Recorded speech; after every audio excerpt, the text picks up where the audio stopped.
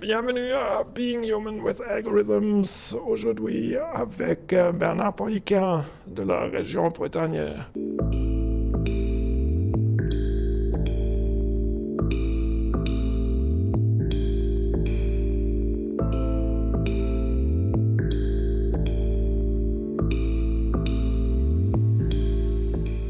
Bernard, peut-être présentez-vous juste en quelques mots. Je suis à la région Bretagne, vice-président en charge de l'enseignement supérieur, de la recherche et de la transition numérique. Donc, content Super. de vous accueillir. Ouais, merci beaucoup. Donc, on a maintenant la situation un peu de crise sanitaire avec le Covid et qu'est-ce qui a changé dans la région Bretagne ou avec les acteurs d'enseignement ou les autres acteurs avec ce Covid? Quelles sont les routines qui ont changé, les comportements des gens, etc. La première chose qui vient à l'esprit, c'est de se dire qu'on est passé de relations très directes, très présentielles, à des aspects, à des logiques de distanciel. Ouais, Ça, c'est la première remarque qui vient à l'esprit, avec à la clé des modifications dans la manière de travailler, la nécessité peut-être de formaliser un peu plus les échanges. Ça, c'est sans doute d'une certaine manière un plus, mais au passif, j'ai envie de dire, évidemment, le lien social est quelque chose d'assez important et on doit être en capacité de pouvoir le préserver. Or, dans les travaux qui sont les nôtres, dans la manière d'échanger avec pardon, nos partenaires, c'est vrai que le distanciel, comme on dit, est un élément limitatif quand même sur la richesse des échanges et sur la manière de travailler. ouais. Et comment, donc on est maintenant en février 2021, donc c'est déjà presque un an que ça se passe. Et quand j'ai fait les entretiens au début, il y avait toujours le souci avec les outils, les routines, donc c'était super difficile de commencer. Chez nous à IMT, on a par exemple installé une pause de café chaque matin, juste pour avoir les réunions et un peu le vie sociale. Comment est-ce qu'il s'est passé ici, donc la région Bretagne, avec les partenaires académiques ou de l'enseignement? Est-ce que c'était facile ou est-ce que ça a pris un peu de temps d'avoir installé les outils, les choses comme ça? Oui, on a, comme je pense toutes les structures, tous les établissements, on a été amené à revoir un petit peu notre format en quelque sorte numérique. Comme je suis en charge de la transition numérique, Ouais, ça tombe bien, mais ouais, ça nous a amené à moderniser complètement nos salles de réunion et faire en sorte que celles-ci puissent être à la fois des espaces normaux, on va dire, de discussion, mais aussi être en capacité d'avoir des réunions à distance. On a réformé tout ça en un an, en fait. ouais, Là, à l'heure actuelle, on vient de terminer complètement le rééquipement, en fait, un certain ouais, nombre là-dessus. Donc ça, c'est quand même assez remarquable d'une certaine manière. C'était obligatoire, hein, de toute ouais, façon.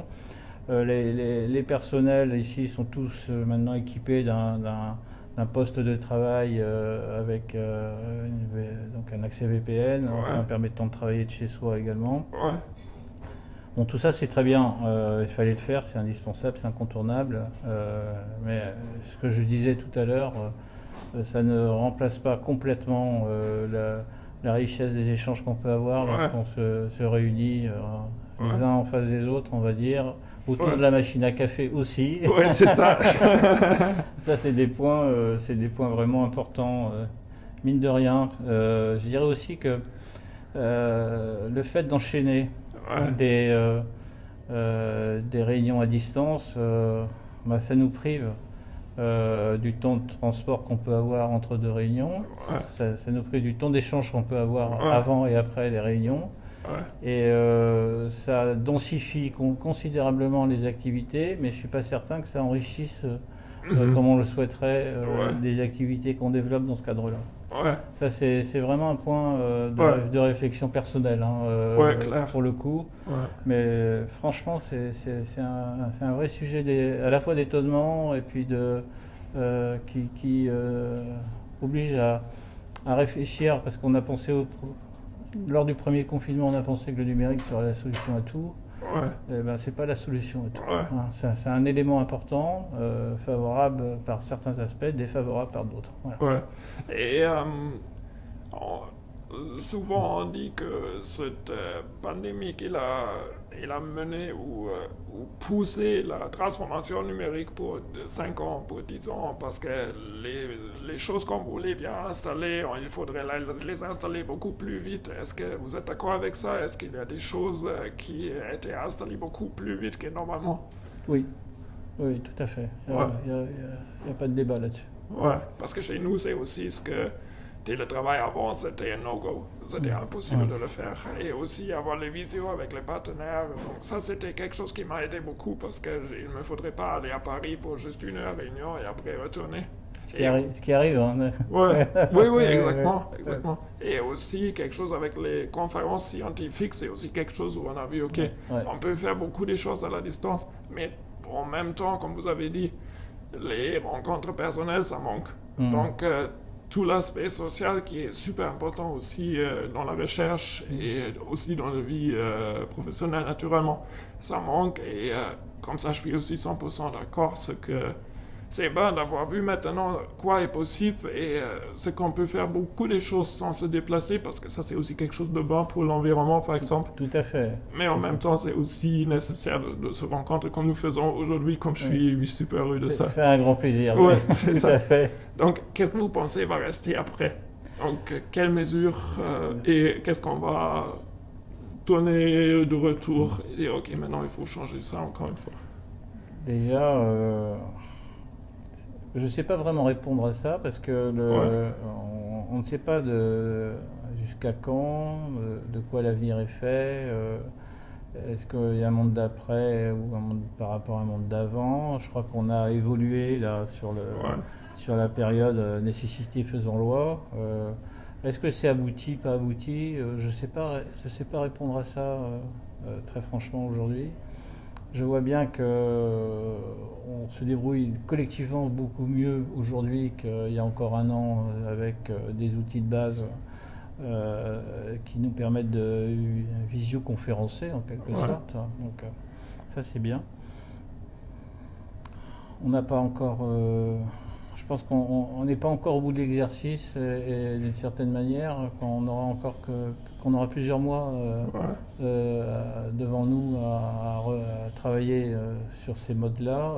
Ça nous permettra, je pense, pour l'IMT comme pour les administrations publiques, c'est des choses qu'on n'a pas totalement fait le tour de l'exercice encore. Enfin, franchement, vraiment des points qu'il faut travailler. Et il y a encore du travail. Pardon. Ouais.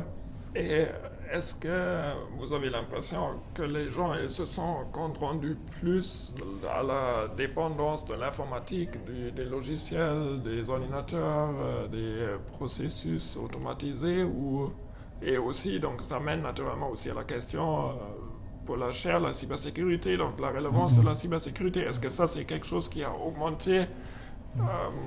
Parce que pour moi, c'est toujours la question comment est-ce que je peux sensibiliser les gens que la cybersécurité c'est quelque chose de super important. Et maintenant, comme ils ont travaillé à la maison, ils ont vu que c'est le réseau là, il n'est pas protégé autant que le réseau professionnel, et voilà, et voilà. Il y a plusieurs choses. D'abord, la diffusion des outils numériques pour prolonger le cadre professionnel à la maison, ça c'est un élément évident, mais tout le monde n'est pas encore aguerri, on va dire, avec la maîtrise des outils eux-mêmes. Donc on a un premier problème avec ça. Et puis on a un second problème, c'est est-ce que dans l'espace numérique dans lequel nous baignons, est-ce qu'on garantit toutes les questions de cybersécurité? Est-ce qu'on est protégé en clair, c'est ça? Est-ce qu'on protège nos discussions, nos données?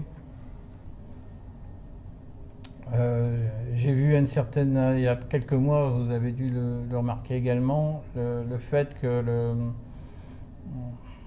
tous les logiciels de visioconférence n'étaient pas conseillés de la même manière, de manière institutionnelle. Certains étant considérés comme poreux, très dangereux, d'autres étant considérés comme peut-être trop rigides, à l'inverse, avec trop de normes justement dont force d'en avoir, on ne savait plus comment les utiliser.